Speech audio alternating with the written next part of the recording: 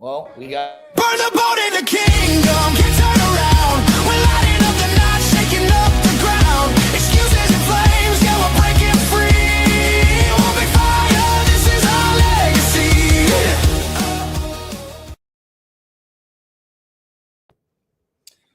Jay Kinder. What's up, baby? How you doing? Good afternoon, sir. Good afternoon. Good afternoon. Welcome to the One Big Fire, everybody. This is episode 69, and we are coming to you live and direct from Frisco, Texas. Yep. I don't know if it's warm or cold there, and we got snow on the ground over here. Amber says she wants to do the snow dance. Amber thought it was funny. It's episode 69. It is funny that it is episode 69. It would have been a lot funnier if it was episode 67, because then Riggs would have been like 6'7". Your kids are older. It's probably not in your. No. Have you not seen this phenomenon of 6'7"? No, I don't know anything about it. Oh my God! What is this Awesome. 6'7"? You're lucky your kids are older. That's all I can say. For those of you watching who know what I'm talking about, I don't know what it is about. I have no idea. There's some video somewhere. Somebody said 6'7", and it was a song, I guess, apparently. And now, anytime any two digits are 6 and 7, every time you'd be amazed at how many times a day the number 6'7" comes up. It's unbelievable. Damn it! Now that you told me that, I'm gonna be seeing it everywhere. Is that how this is gonna work? Oh yeah, just like everything. Even my daughter's like, my truck outside, it's a 6.7 diesel 6'7". Everything, like, dude, it's the most ridiculous thing I've ever seen. So yeah, kids getting kicked out of school for it. It's ridiculous. Is it? I mean, is it a derogatory 6'7"? I don't think so. I think there's the song. They played the song. The kids played the song for me. It's the dumbest thing I've ever heard. I was like, how this became viral, I will never understand. But I will say the number 6'7" show up more than you could possibly imagine in a day. It's unbelievable. So, so is that the truth, or is it just the reticular activator has been activating all these? But if you were to guess, not having you're having kids that bring it up every single time, you would say, there maybe a few times a day. No, it's everywhere. It's everywhere. That's all I can tell you. Yeah, Melanie Weaver, she's heard of it. She's like, kids are getting kicked out of school for it. Like, why are they getting kicked? I mean, are they using it in some kind of a vulgar manner? Or is it represent something? Like, we know what 69 stands for. Mm-hmm. Like, everybody knows that.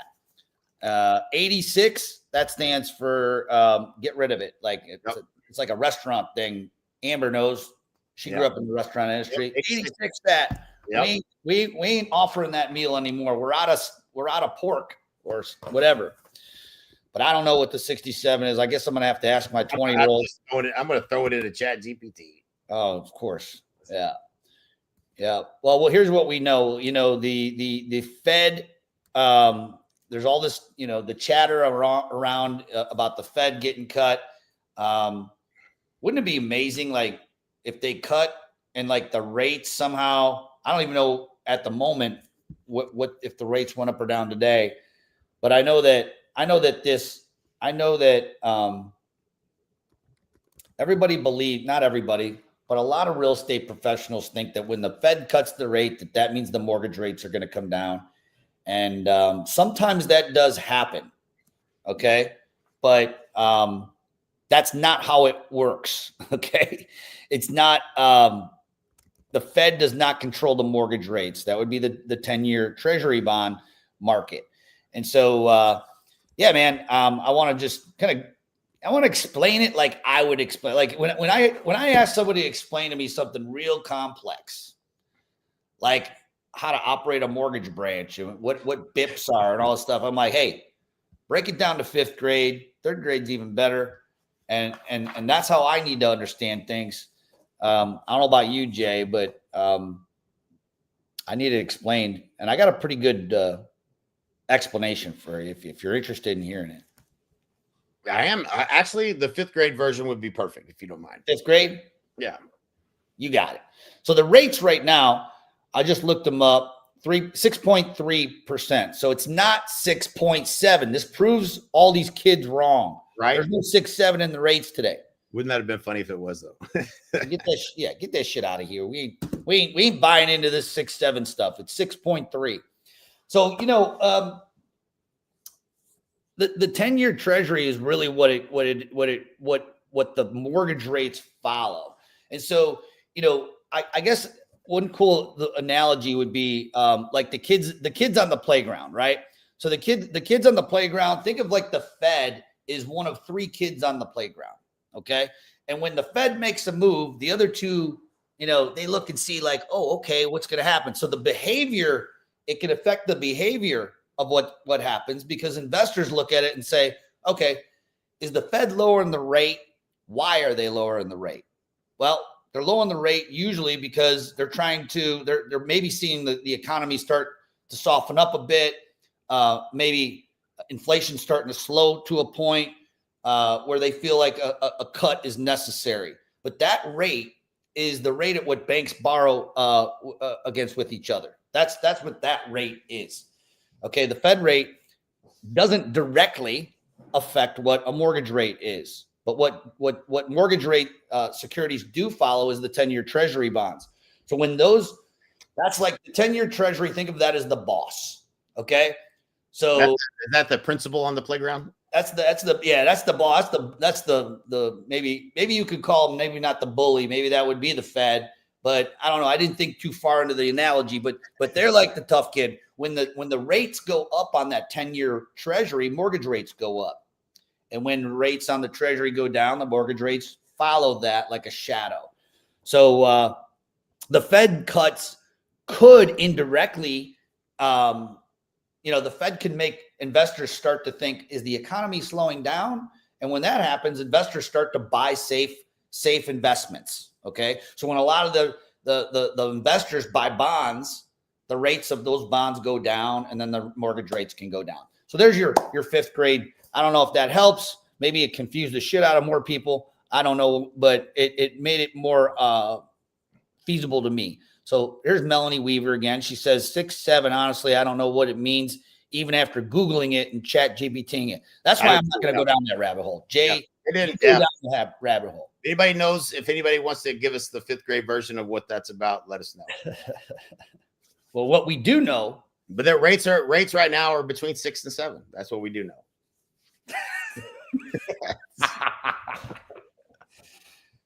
I knew there was. See, you did the dirty work of the devil right there. You found where the 6 and the 7 were. They were between the 6 and the 7. That's true. I think most of it is you have to look for where you can use it.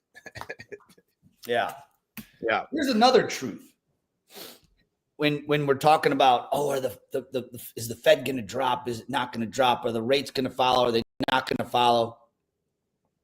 We have zero control over that. Yep. I would spend very, very little time really worrying about that, other than the fact that, if the rates if you think they are going to drop, it wouldn't be a bad idea to call your past clients and let them know, if they were on the fence and they're waiting for something, the rates to drop, okay, before they buy that next house. It would be a very, I would say, an expert move in you could really position yourself as that expert advisor by calling them and informing them and letting them know when those rates drop, the prices of real estate are probably going to follow and go up.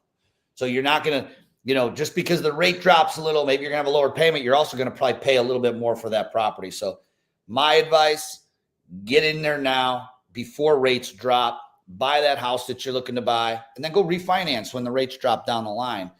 That's the move, because the amount of money you're going to have to pay for that house is going to trump, a tiny little blip in the rate coming down. So there's your 5th grade lesson. There you go. And are they meeting right now? December 9th, today. Is this today? Yep, today.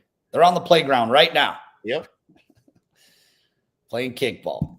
And the market seems to be doing well today, so they must be expecting good things today. I bet you we're gonna find out on the 6 o'clock news, and if not, maybe the 7 o'clock news. Oh, there you go. See, you're already on. Oh, there we go. Here's what I will say though, man. We got, a lot of our agents are excited. They are positioning, getting ready. I would say that the number one, everyone's in business planning mode as they should be for 2026. And most of our agents, they are doubling down on their listing systems as they always should be. Like we've always preached that, right? Yep. But at this point, you need to get listings. Now, I talked to an agent from Florida yesterday, and actually, we have a call with her tomorrow scheduled. Great lady. She's with another brokerage, getting Zillow leads. Shocker. Ouch. And she used to be getting a lot of these Zillow leads. This is actually a great story to hear, okay? She was getting, first of all, her entire business at this moment is dependent upon her broker. If her broker is going to give her many leads, few leads, no leads, all leads, I mean, she has zero control over that. On top of that, there's going to be a 40% referral fee that's going to come off the top of anything that she closes, which, look, if you're getting those and you can make a few bucks, great. That's not what we're not saying that those leads are evil. What we are saying is you shouldn't be building your business on rented land. You're building it on Zillow's land. So here's the thing we know. I've been talking about this. I actually shared this with the lady. Do you remember the first time you heard about Zillow? Do you remember what year it was? I know. I do not. So I was with Remax, and my buddy Nate Golem called me up, and they own a Remax brokerage too, and we would go to conferences and stuff like that together. He goes, dude, have you heard of these new leads? They're called Zillow leads. And I'm like, no, I've never heard of Zillow. What's that? He's like, it's this new lead system, dude. They are crazy good and they're cheap. So they were just giving these zip codes away for like dirt cheap, right? And this was in 2000 and I want to say it was 2008 or 9. It was right in the middle of when I was losing all my money, basically. Yeah. So I was like, I'm trying to dig out of holes and trying to figure out a way to get through short sales and all that bullshit. I remember those days. Like, wow, the Zillow, right? So I bought a couple. I was like, dang, he ain't lying. These things are middle of funnel, damn good leads. I start closing them. They're cheap. And there's one consistent thing that's happened between 2008 and today, 2025. Can you guess what that is? What? Zillow's changed their compensation model. The one thing consistent is it's been one direction only. They've reached in our pockets more and more every year, every other year. Their model changes. The zip codes get more expensive. Now they're not even selling the zip codes. Now it's a play for. And I mean, look, if I was them, if we were running that company, we may have done the same thing. They figured it out. They figured out one truth is that the majority of agents don't understand how to run a funnel, how to create their own leads, how to build their business on their own land because they're more comfortable building it on rented land. Yep. When they know, right? Like when you're renting a house, you don't got to worry about the grass being cut, the snow being shoveled, something breaks, someone comes and fixes it. Yeah, it's more expensive, but you're not building any equity in it because you're building on this rented land. And so I was talking to this great lady, and I kind of explained to her like that's not going to change. You know what I'm saying? Like it's not like the trend isn't going to all of a sudden be like, oh, we're gonna give the agents more money.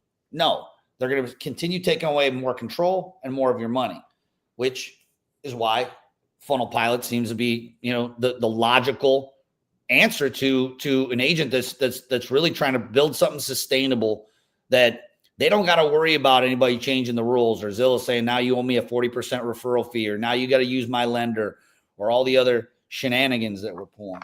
Right. 100%. I had the same conversation with an agent, two conversations very similar yesterday. And, he was getting, and one of them was getting Op City leads. And I don't know what the referral fee is on those, probably 25% or 30. And again, guys doing, their $1 million average sell price. I can generate leads in his market for $3 to $5 a lead. So I can get him 100 leads for $300. And he just doesn't have that skill set like that. How valuable is that to that guy? a lot. I mean, it's probably worth. We did the math. I was like, listen, this isn't about moving brokerages. This is about you adding $250,000 a year to your income net. And another person that did 29 deals was 29 transactions, all on a 50-50 split after they paid the referral fee of whatever it was. It wasn't Zillow. I can't remember what it was. It might have been, but but once you get control of that knob and you have control of your own leads, and you can turn it up or you can turn it down as you see fit, your business changes forever. Like you'll never go back to paying these ridiculous fees. It's just a fact. Like you never do it. Right. And so, well, I mean, everybody's talking about Zillow. Nobody's talking about realtor.com. Okay. And here's the thing. Part of Honey Badger Nation, the really like the heartbeat of Honey Badger Nation is we have the biggest teams at EXP, some of the biggest teams in the nation, teams that are selling, $1 billion in value. I was just looking. I pulled up the roster from Honey Badger Nation, and I went and sorted it just because I was curious and I wanted to see. I was like, dang, dude, the top year to date, the top team already has over $1 billion in sales. I was like, crazy, holy Moses. And then, you see, the Kyle Whistles, the Veronicas, the Tinas, they're all, we have them all are part of our organization.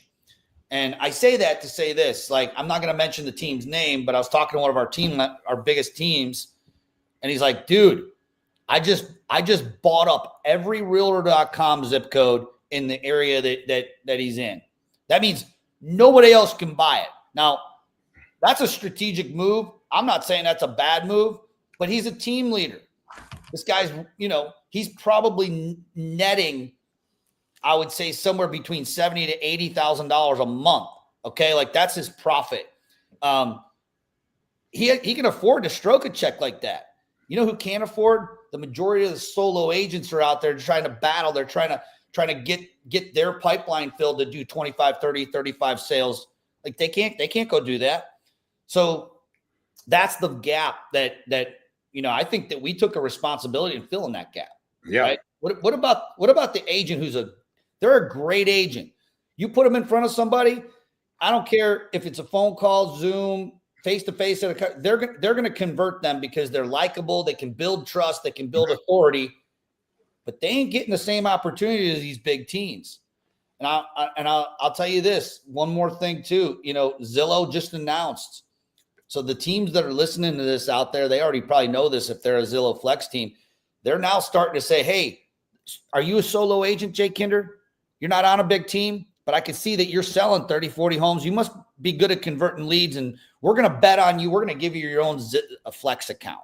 So now think about like all these teams are using the ability to have, hey, I got the Flex account. Nobody else got the Flex account. I got 300 conversations coming into my team every month.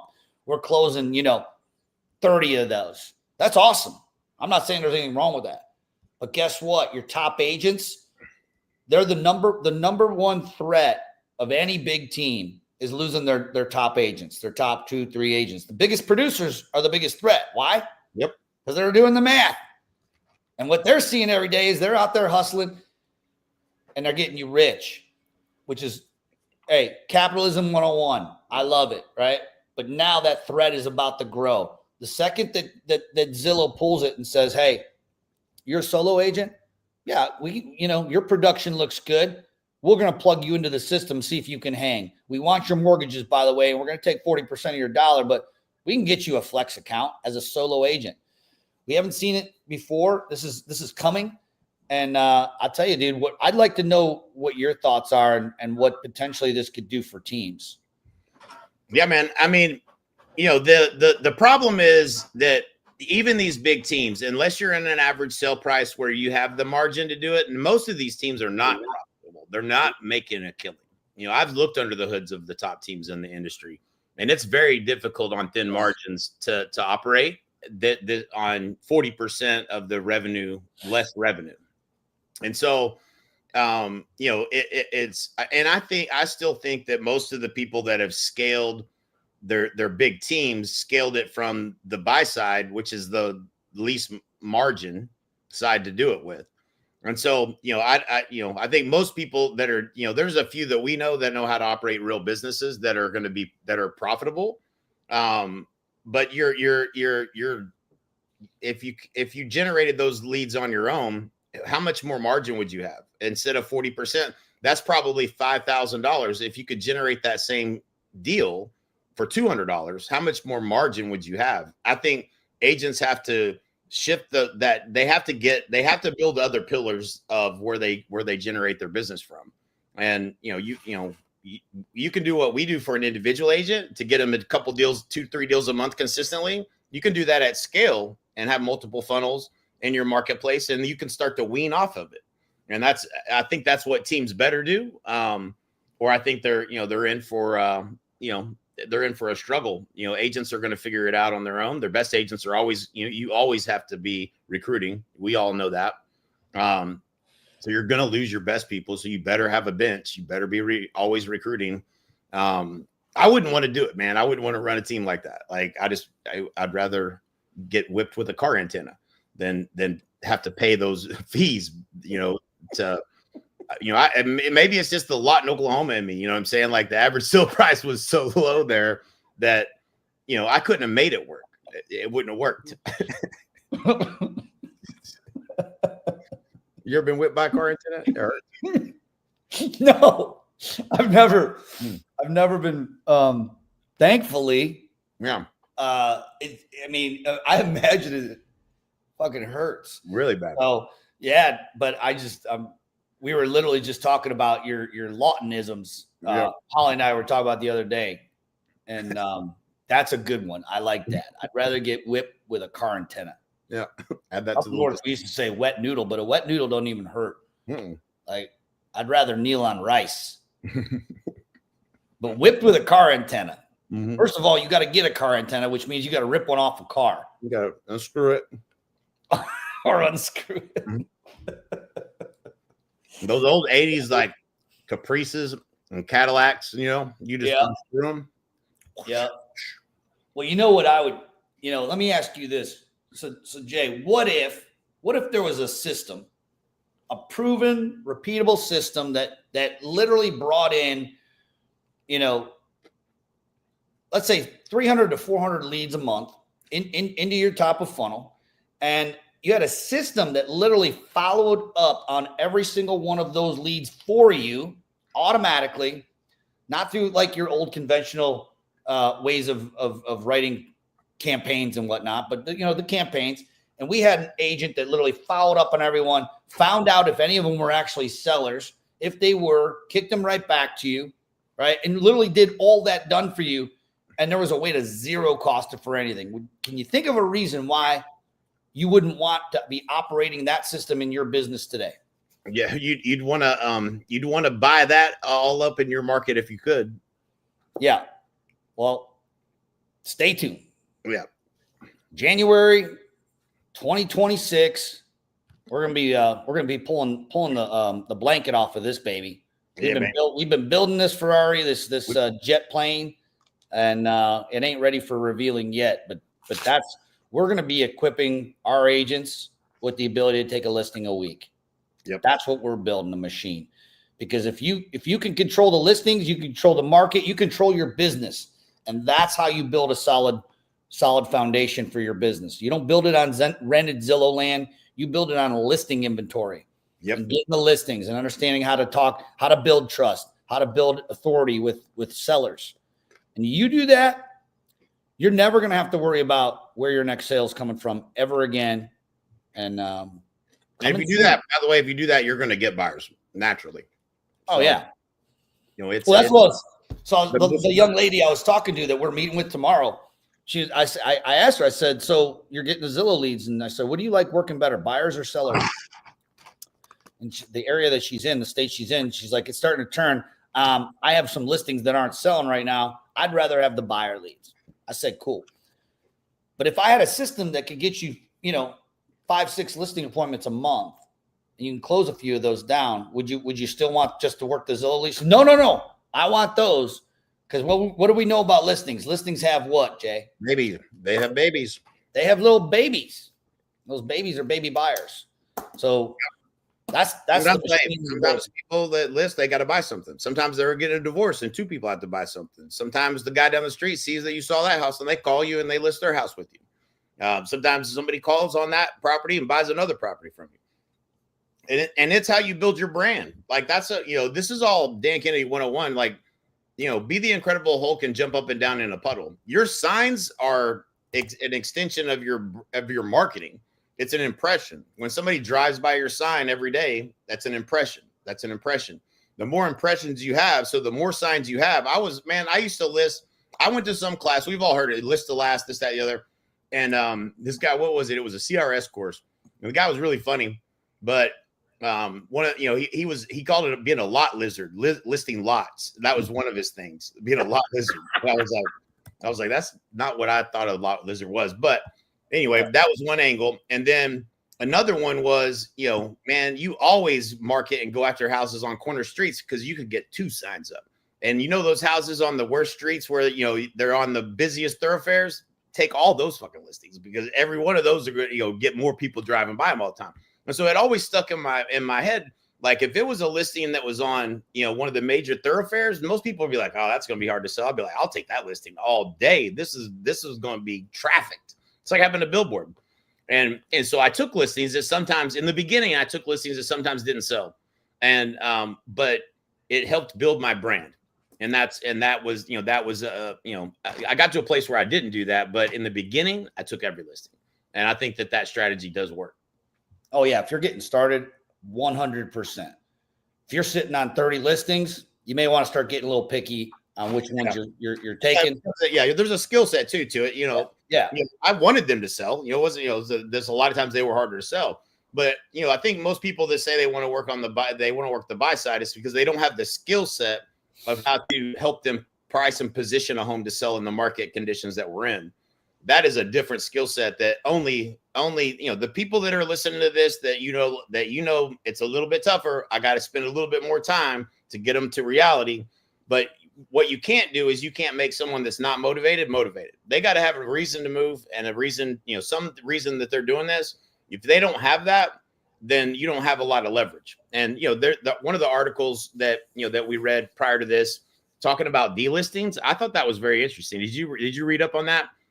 The percentage, and I didn't at first. I was like, they're just using the percentages to play with this a little bit as far as data. But the biggest seller move this fall has been retreat.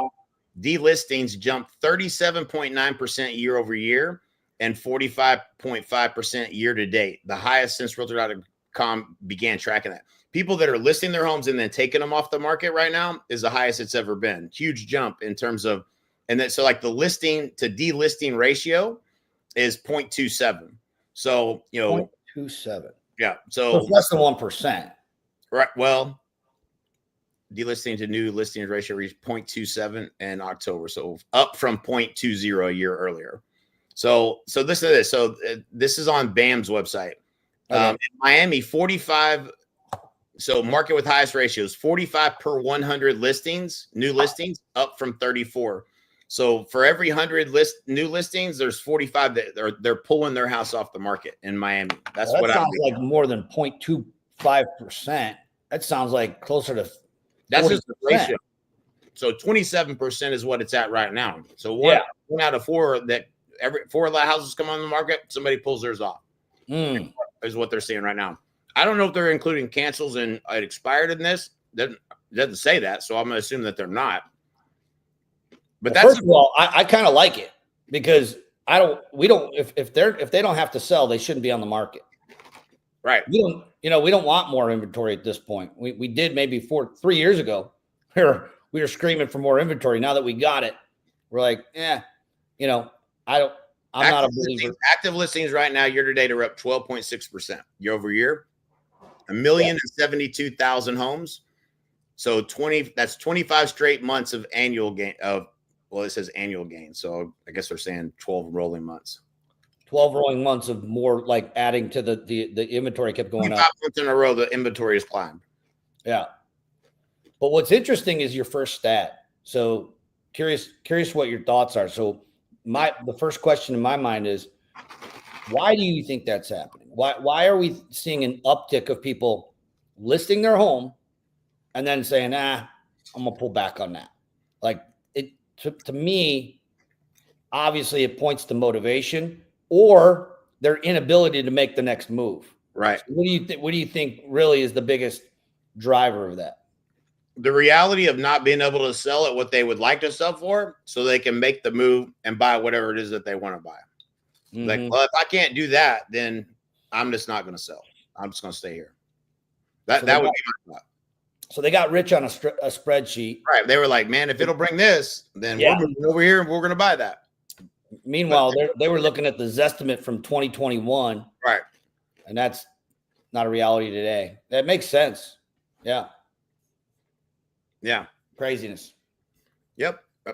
Yeah. It just points to more and more and more being the expert. You have to be the expert. You have to know your individual marketplace, and you have to know what's going on in that marketplace. You have to know what the inventory looks like. You have to look at recent sales. You have to look at pending ratios, and you have to be priced and positioned to sell in this market. That's a skill set. Either you have the ability to influence someone to make the right decision there, or you take the listing because you just wanted the listing and you didn't actually educate them.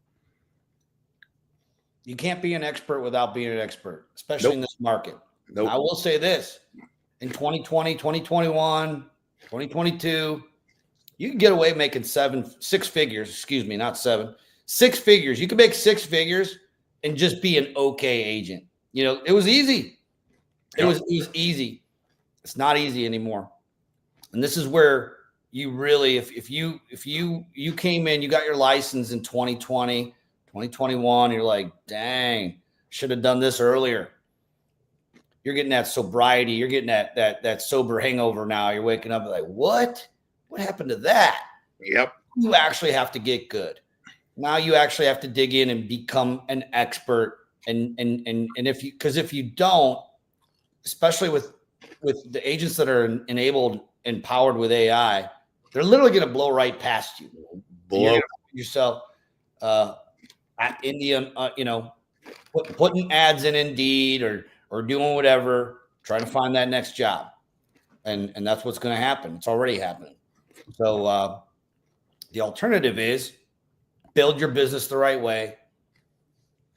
Hit up jkinner.com, albystasic.com. We would be delighted to show you what we're doing to double, triple agents' businesses, helping grow agents from 6 figures to 7 and 7 even. We have 8-figure agents. Did you just say from 6 figures to 7? I think that's what I heard. That's a 6-7. Damn it. See, there it is right there. These are right. It's everywhere. I'm telling you. Bro. Look at Brandon Lee. What's up, Brandon? What's up, Brandon? That dude is a stud. I know he's on the AI game. Oh, my God, yeah. In multiple industries right now. Dude, he was on. Yeah, he was on point without AI. He was like AI without AI. Yep. Brandon Lee, man. Yeah. I'd be interested, and we ought to have him on the podcast someday. Sure. The efficiencies that can be gained in the lead generation and lead conversion process, I feel like is the biggest margin gain that you can get in your real estate business.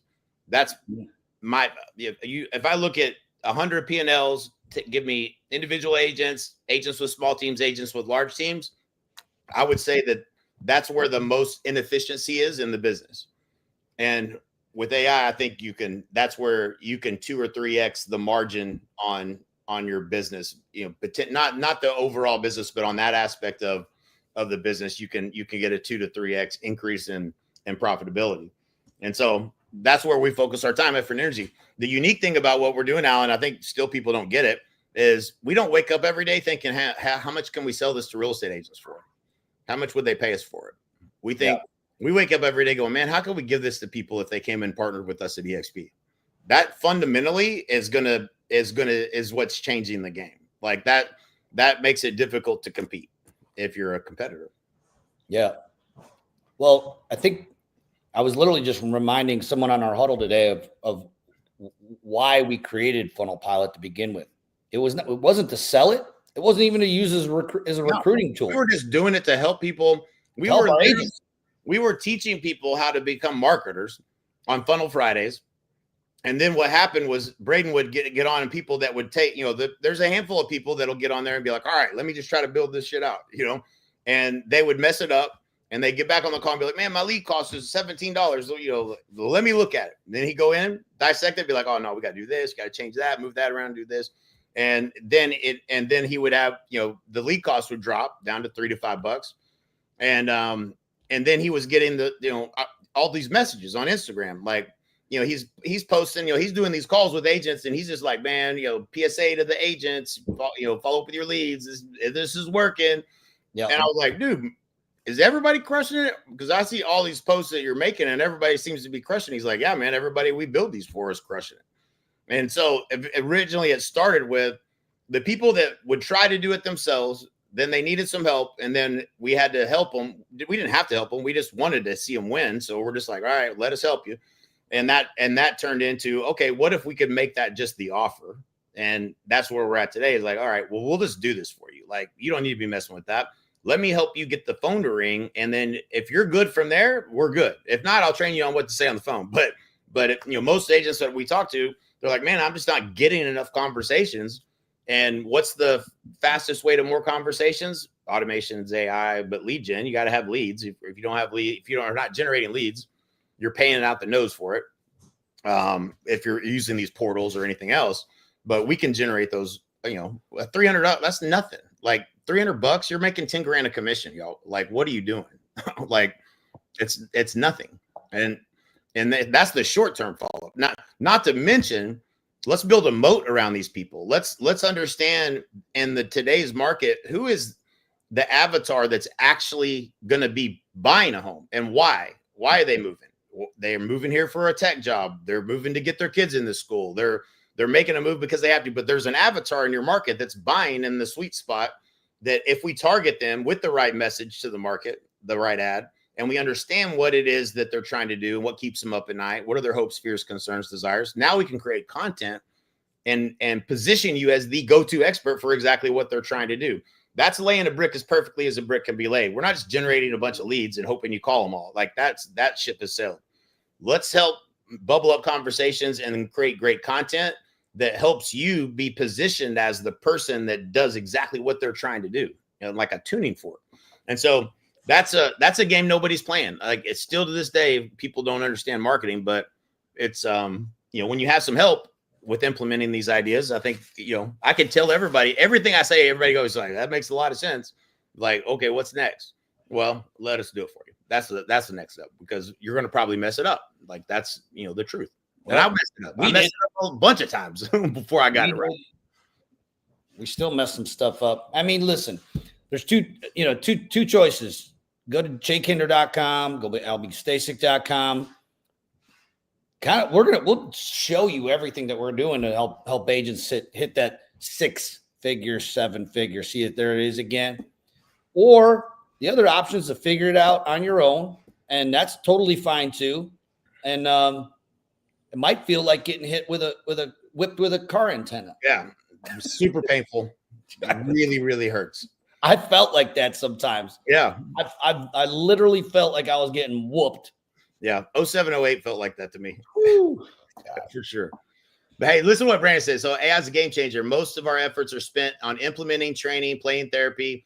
Everyone complains about leads, but we all know the problem is encouraging people to make the calls. Use the CRMs. It's ridiculously difficult to get them to do the follow-up. We've been making almost 200,000 calls a day with AI. Average conversation is 5 minutes. That means his AI is getting smarter. It's loaded with more information and things that to not just handling objections, but conversation. We've been, so 5 minutes, 40% of the conversations are live transferred and answered. So now you can generate all these leads, have AI make the calls, live transfer the good ones to you. Now the sifting and sorting, and you not doing what you should do if you don't make the call in the first 5 minutes, 100% of the time, there's a huge drop off in number of leads that you actually contacted. Contacted rate is everything. So if you can leverage AI to increase contacted rate and live transfer the good ones to you, the cost savings of that in terms of throughput to actual sales, if you're good at what you do, is mind blowing. This is the biggest. This to me is what the teams, if the teams don't adopt this, and if the teams adopt this, they'll become more efficient. Now they won't be so dependent on those agents that they're afraid to leave. If they don't adopt this, they're gonna get passed up by the teams that do. But you don't have to. I think I still think teams are going to win in the long game. But I think your ability to have someone, we depend on these agents to make these calls, and we're always, you got daily huddle. What are we talking about? How many leads who you call? All of that management heavy piece to get your agents to do the things that they just generally don't want to do. That goes away, and live transfers come to an ISA or an in-house person that you and your brand controls, and that's a hired position. Now you need showing agents. Now you can compensate them however you want. I think that's where it's headed. That's the better problem to have. Yeah. Leverage, baby. Yep. All about leverage. That's what we're talking about today. Basically, if you kind of summarize this entire, episode, you talk about this system that we're building. It's called jet fuel. It's never been built before. However, there are similar products out there that a lot of our agents are buying right now, and they're spending $300 a month, $400. One's spending $700 a month. I have another one that has a big database that's spending $1,400 a month, and it's an amazing system. Don't get me wrong. We're going to be disrupting this part of the business, and our goal is to offer it for free. I know that's crazy. You're like, well, first of all, how can you? But the better question might be, why would you? And we've answered that earlier in the podcast. But the truth of the matter is, most agents need this, and they don't know how to build it, and B, maybe they can't even afford it at the moment. That doesn't mean that they don't need it to grow their business and start building. So that's what we're doing, baby. Hop in at albystasic.com, jkinder.com. We'll show you what's behind the curtain. Yeah. For 2020. Give you a little peeky peek. Like, let us just help you. Okay. Yeah. This shit is really hard. Okay. But it's not that hard if you have some help. And so if you're not getting the support and you're tired of trying to figure it out on your own, just let us help you. We don't want your money. We don't know how to take a credit card. We just want to help you. So, it's kind of crazy. If you want to keep trying to figure it out, good luck, because there's a lot of people that'll take your money. So, and a lot of people that are good at what they do, but even more people that don't even know what they're doing will take your money. And so you got to figure all that out, or you could use a little bit of help, and we'll help you. Love it, brother. All right, brother. Well, hey, man, I will see you in 17 days in Lake Tahoe. 16 or 17 days, is that right? And I will see you at the top. Hey, is it 16 or 17 days? 17. 6, 7? All right, brother. All right, man. See you. Hey, later.